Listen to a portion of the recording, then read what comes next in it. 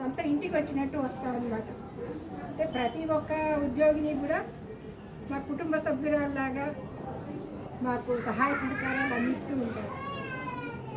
ఇంకా నెల్లూరులో చాలా బ్యాంకుల్లో మాకు ఉన్నాయి, కానీ ఆంధ్రా బ్యాంక్ అంటే అదేదో మా ఇంట్లో ఒక పోర్షన్ లాగా ఉంటుంది. ఇది హృదయపూర్వకంగా చెప్తున్నాను. బ్యాంకింగ్లో చాలా బ్యాంకింగ్ సేవలు కనుమరుగైపోతున్నాయి, డిజిటలైజేషన్ అయిపోతా ఉంది. ఆ ఏటీఎంలో కార్డు పెడతారు, డబ్బులు తీసుకుంటారు, వెళ్ళిపోతారు. డబ్బులు పేటిఎంలో వేస్తున్నారు, డిగ్రీ లాకర్ వేస్తున్నారు, రకరకాలు అయిపోతున్నాయి. కానీ ఆఫ్లైన్లో బ్యాంకుకి వచ్చి వాళ్ళ చిరునవ్వుతో పలకరించుకొని వితడ్రాయల్ ఫామ్ ఇచ్చి డబ్బులు తీసుకున్న ఆనందం దానికి వెలకట్టదు. చిల్లర కొట్టుకెళ్ళి చెట్టి పప్పు కొనుక్కుంటే ఉన్న ఆనందం రిలయన్స్ మార్కెట్కి వెళ్ళుకుంటే రాదు. కాబట్టి బ్యాంకులు ఇప్పుడు చిరకాలం ఉండాలి. కస్టమర్లకి బ్యాంకులకి మధ్యలో కేంద్ర ప్రభుత్వాలు తీసుకొచ్చే రకరకాల రూల్స్ రెగ్యులేషన్స్ పెట్టేసి వాళ్ళ మధ్య డిస్టెన్స్ మెయింటైన్ చేసేసి మనీ ట్రాన్సాక్షన్స్ అనేది అవరోధాలు కల్పించడం అనేది చాలా పొరపాటు. మేనేజర్లకు చాలా చోట్లకి వెళ్తుంటాను. నేను MBA మార్కెటింగ్.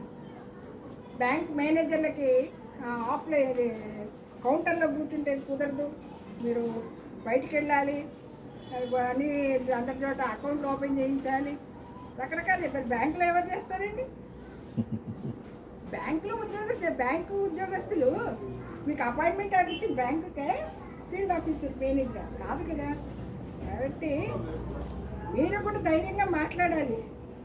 సెంట్రల్ ఇప్పుడు నెక్స్ట్ 3 బ్యాంకులకి యూనివర్సలైజ్ చేస్తున్నారు. ఇది 2021లోనే ఎప్పుడు యూనియన్ బ్యాంకు, ఇండియా బ్యాంక్ అన్నీ కలిపేశారు. ఇప్పుడు మళ్ళీ ఇంకొక 3 బ్యాంకులట, మళ్ళీ 3 బ్యాంకులకు రెడీ చేస్తున్నారు. ఈ విధంగా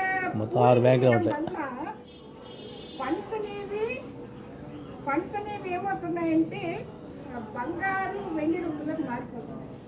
బిట్కాయిన్ రిజెక్ట్ చేశారు. ఇప్పుడు రిజర్వ్ బ్యాంకులో బంగారము వెండి నిల్వలు పెరిగిపోయినాయి, కొనేశారు. చైనా వారానికి 500 టన్నులు కొంటుందంటే మనం చైనాతో పోటీ పడదాం. టన్నులు బంగారం వెండి కొనేస్తున్నారు. బ్యాంకుల మీద ఒత్తిడి పెంచేశారు. మీరు కూడా బ్యాంకులు బంగారం వెండి కొనాల్సిందే. ఏం చేసుకుంటారండి వాళ్ళు? ఇప్పుడు నాకు ట్రాన్సాక్షన్ కావాలి, మీరు ఎక్కడ మార్కెట్ చేసుకుంటారు? కాబట్టి పూర్వకాలంలో సినిమా హాల్కి వెళ్ళి నేల టికెట్ తీసుకొని వేటగాడి సినిమా చూసిన వాళ్ళం. అర్థమైందా? ఇప్పుడు మల్టీప్లెక్స్కి వెళ్ళి సినిమా చూస్తే అందరూ ఒకటే. కాబట్టి ఎప్పుడు ఎలా ఉన్నా అలా ఉంచాలి. మీరు కూడా మాట్లాడే నేర్చుకోవాలి. బ్యాంక్ మేనేజర్లు అయినా ఇంకొక స్టాఫ్ అయినా కూడా మేము మాకు అపాయింట్మెంట్ ఆర్డర్ ఇచ్చింది ఇంతవరకే, మేము ఇలాగే ఉంటాం. అనురాధ CEO మేడము, ఇంకొక మేధ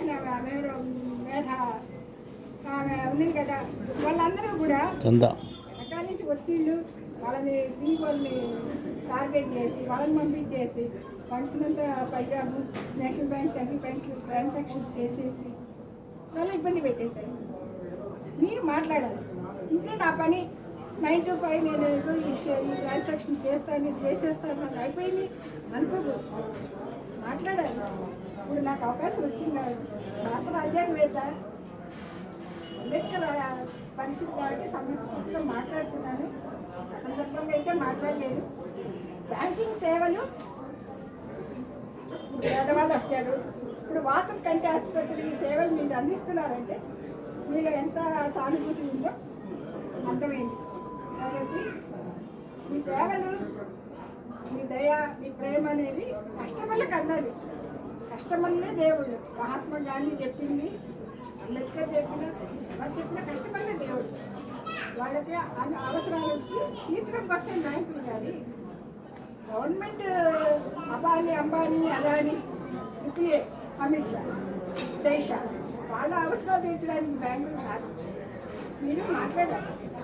అంతేగాని ఫీల్డ్ ఆఫీసర్లుగా మీరు బయటికి వెళ్ళి చేయాల్సిన అవసరం లేదు. రాజ్యాంగం మనమే నిర్మించుకుందాం. రాజ్యాంగాన్ని మనమే నిర్మించుకుందాం. మాట్లాడదాం, మనం మాట్లాడదాం.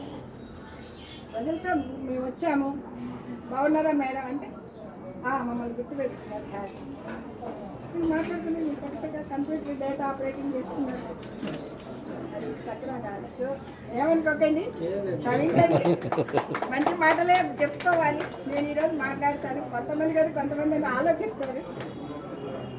అవకాశం ఇచ్చినందుకు మేనేజర్ గారికి, సహకార సిబ్బందికి, కుటుంబ సభ్యులకు అందరికీ ధన్యవాదాలు. మా వారికి మరీ ధన్యవాదాలు.